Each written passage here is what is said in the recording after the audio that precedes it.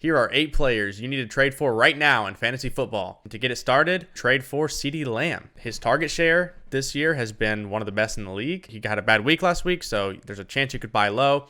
I think he's a top 12 option going forward. He's second in targets per route run with 35%.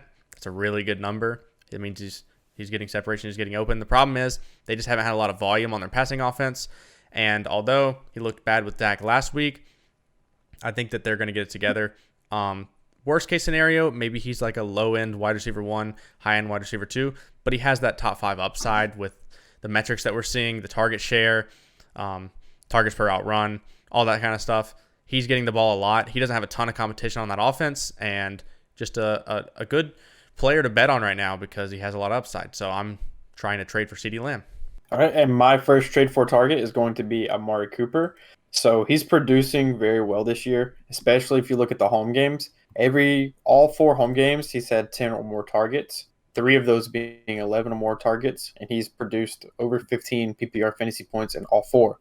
Away games have been sketchy. The first 2, he had less than 7 PPR points, but in this last one, he did come away with 9. And he got called for a questionable offensive PI, which negated a touchdown, about a 30-yard touchdown. So he would have had a monster day, but they called the PI, unfortunately. But so he's the main guy in this offense. David Njoku, the tight end, who's averaged 7 targets per game, just got hurt, and he's going to miss 2 to 5 weeks with a high ankle sprain. I don't believe they're going to target their backup tight end as much as they have David Njoku. So maybe Amari sees a little bit more targets, a little bit more of that target share. So the schedule coming up gets a little bit tougher for running backs. So it might make them a slightly more pass heavy versus how run heavy they've been thus far in the season. And that's pretty much my reasoning. But I think Amari is a good high upside flex play for pretty much the rest of the season. Yeah, and like players that you're looking to trade for Amari Cooper. So like Allen Lazard, would you trade like Allen Lazard and maybe like a lower piece? Personally, I would try to trade Juju off of a couple big weeks. I know you're not a huge sell on Juju, but if you could flip him. I would for Amari. Okay. And then Jacoby Myers off of he's had a lot of good weeks. I think that he's a solid asset this year, but I think that's an upgrade. So players like that. Also noted that he's 4th in air yards, which I was very surprised to see. So that's shocking with Jacoby Brissett. That's crazy. And let's not even forget to mention that Deshaun Watson is coming back. Yep. Deshaun Watson will be back the last 5 weeks of the fantasy season. So his upside could be even higher than what we're seeing right now. And the price that you're getting him at is really like a flex player, or wide receiver 3. So if you can get him at that price, absolutely go for it. All right. Another trade target is Chris Olave. Chris Olave is dominating on pretty much every metric that we see. He has clearly become the number 1 guy there. As long as he can stay healthy, he's better than all the other receivers there. So Chris Olave, this year, 42% air yard share. I mean, he's number 1 in air yards. He has 922 air yards already on the season. I mean, every metric this guy is smashing. And although he has been performing pretty well, he hasn't had that like explosive game yet that's going to make him cost top 10 like a Tyreek Hill and A.J. Brown, all these guys who like blew up in week 1. He's not going to cost as much as those guys, but he definitely has the potential as a breakout rookie with the metrics that we're seeing to be up there at least close to those guys in the top 10 at the end of the year. I think that he's going to be, especially if you're like any form of keeper league, he is a player that I'm targeting for a keeper because I think he's the future going forward. He's the number 1 receiver on their team. Throw out some more stats. 16.5 average depth of target. He is getting he has the most deep targets in the game with 18. In the entire league, he has the number 1 amount of deep targets. He has over 9 targets a game. So, I mean, he has volume. He's got air yards. He's getting deep looks. Everything is there for Chris Olave, and he looks great on the field. And he did have the concussion, but he looks to be coming back strong from that. Shouldn't affect him going forward. So I'm buying Chris Olave. Yep. And my next buy is also a Saint, and that is going to be Alvin Kamara. So I made this argument last week of Kamara was a buy. I'm going to make it again this week. So he's seeing tons of work, both in the rushing game and passing game, which provides him a very solid floor. I think he had over 70 receiving yards and over 6 catches this week, which, I mean, that's 10 PPR points right there, which is a very nice floor. The Saints have a pretty good offense, and their defense is not good, which is what you want for fantasy. You want a defense that gives up points, and you want an offense that can score points, and the Saints provide both of those. He still has not scored a touchdown, which, I mean, touchdowns are fluky. You can go 6-7 weeks without one, and then you can have 5 in the next 2 games. So touchdowns will come for Alvin Kamara. You can't touch the ball as much as he's touching the ball and not score. We've made the same argument for Joe Mixon earlier in the season, and lo and behold, he is now scoring touchdowns about once every other week. Same thing will come for Kamara. Once he starts scoring, he will skyrocket. His upside is huge, as we've seen before, as he's never finished below the RB8 on a year where he's finished the season. Yep, and like you said about the touchdowns, we also, after week 2, I believe, we said trade for Austin Eckler, and look what happened to him. The regression came. Everybody was saying, oh, look, he's not going to get the touchdowns of last year. But we know, looking at the numbers, that eventually he is going to get touchdowns. Maybe he's not going to do what he did last year, but turns out these really good players, they're going to get the ball, and they're going to score. Alvin Kamara is no different. There's a stat called expected fantasy points per game, which looks at the number of touches, what kind of touches they are, where are they on the field, and they predict how many fantasy points per game that player should get. And Alvin Kamara is almost 5 points under his expected fantasy points per game, and that's not because he's looking bad on the field. A lot of it really does have to do with that touchdown. He doesn't have a touchdown on the season. So if he were to get his expected fantasy points per game, he would be number 3 in fantasy points per game right now. So he definitely looks to be in the top 5 discussion going forward. So if you can get him on the cheap, maybe a 10 to 12 range running back, try to upgrade like a Fournette or even a Dalvin Cook, I would try to flip right now to get Kamara. Yep. I would do that as well. My next buy is, I want to mention Travis Etienne. I know a lot of you will not be able to buy him. I have seen a lot of unsuccessful trades for Travis Etienne. We told you 2 weeks ago. We had a big video with all the stats telling you a lot of similar stuff that we're saying now, but about Travis Etienne. And I hope you guys did that. Hope you guys traded for him, because now it may be too late, but this is your absolute last chance. So just run some trades by the Travis Etienne manager just to see, because this may be your last chance. Everyone knows about the trade and him being alone in the backfield, and he's been very efficient this year. So my next guy is going to be Kyler Murray. Again, same argument that I made last week. Offense, D-Hop's return looked very well. Best we've looked all year. We scored 28 offensive points, which is the most we've scored in a game this year.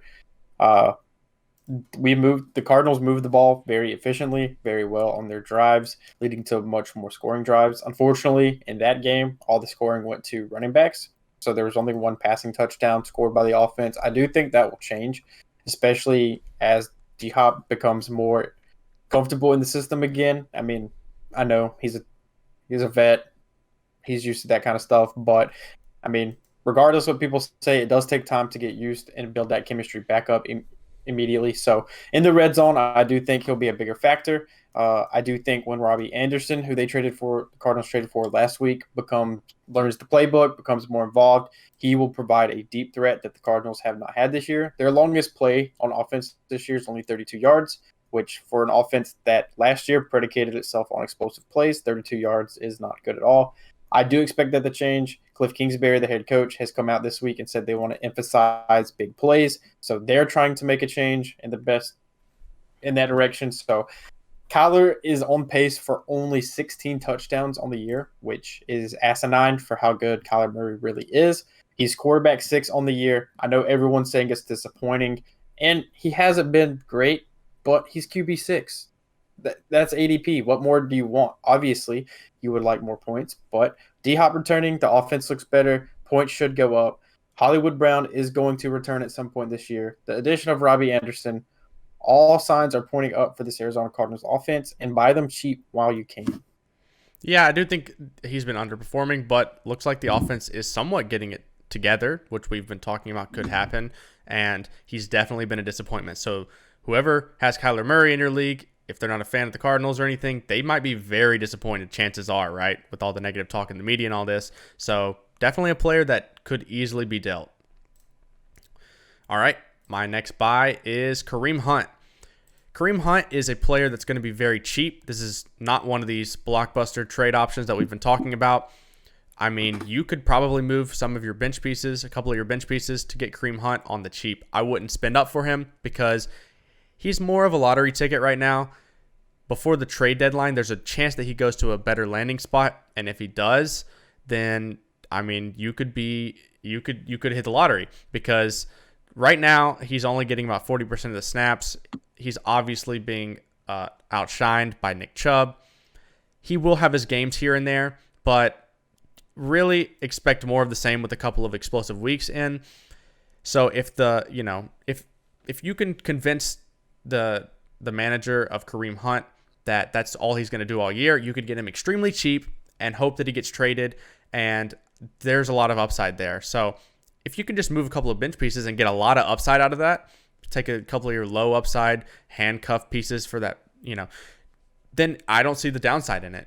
He's extremely cheap. He hasn't performed much all year. He had like 7 or less points in most of his games this year. So he's extremely cheap, and I'm willing to, take that risk because there's not much. Yeah. Kareem Hunt's a good buy for me as well. He's the best lottery ticket in the game right now. Like he said, he could be traded and earn a workhorse role, which would be excellent because he is a good running back. Or if Nick Chubb were to get hurt, you now have a 20-touch a week, every down starter who, once again, is a very talented running back who's proven it in the NFL before. So if you can move a bench piece or two and get Kareem Hunt, I do think that's smart. I would not obtain him with the idea of playing him right away because I don't think he provides much value there. But he's a buy and hold. Just stash him away on your bench and see what happens. Yep.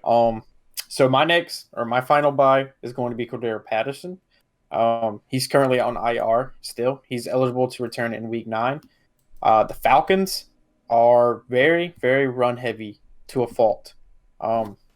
They were down 3 touchdowns last week and still had a drive where they ran the ball 6 straight times. Like, what are you doing? Yep. So they're going to run the ball no matter what. They're giving these no-name guys, Tyler Algier, those top guys, they're giving them double-digit touches every single week. So when Cordarrelle comes back and he's actually good versus these no-name guys, then they're going to actually be able to move the ball on offense. They're going to be scoring touchdowns.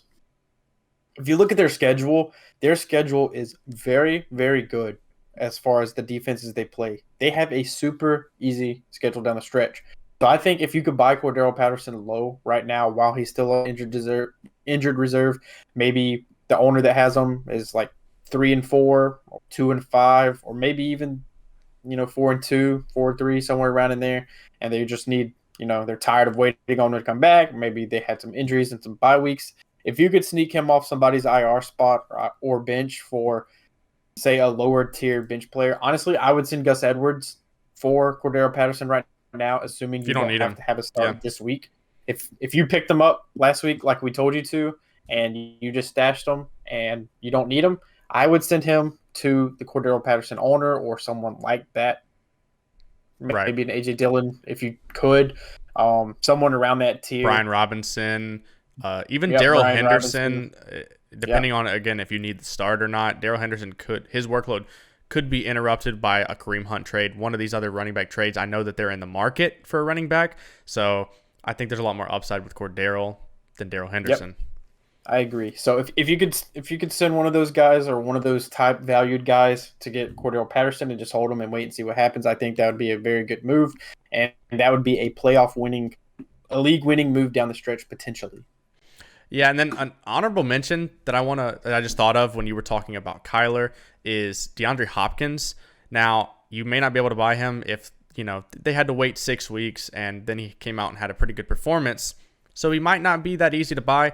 But if someone thinks that they're selling high right now, looking at last year's production, he really never got this kind of volume. So if the offense continues to use him in this way, which they probably should, right, in these creative ways that are getting the ball more often, he could actually have a higher floor than he has in years past.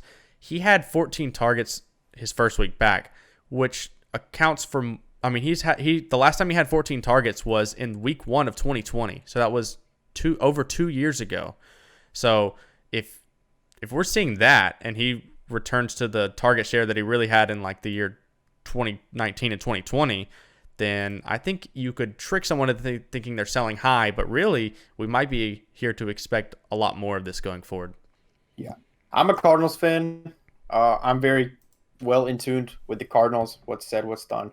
D-Hop has made it known many times during his suspension that he did not agree with it and that he was going to put the league on notice when he comes back. And what did he do? First game back, short week. He only got to practice for 3 days, and 2 of those days were walkthroughs. So he never even got to warm up. Walks on the field, gets 14 targets, puts up 100 yards. D-Hop is going to be a problem this year. And if you have someone that thinks this is the best that D-Hop's going to be, I would buy him immediately. All right, well, I think that does it for our trade targets for week 8. If you guys enjoyed the content, please leave a like. Please subscribe. We're trying to hit 200 subscribers. We'd really appreciate it. Leave a comment. We answer every single question. We have a lot of people in the comments asking advice. Would you do this trade? Should I pick this player up? All this kind of stuff. We're answering questions all the time. So just leave a comment. Please subscribe. Leave a like, and we really appreciate it. Hope you guys enjoyed the content. We have been the Fantasy Bros, and we are out.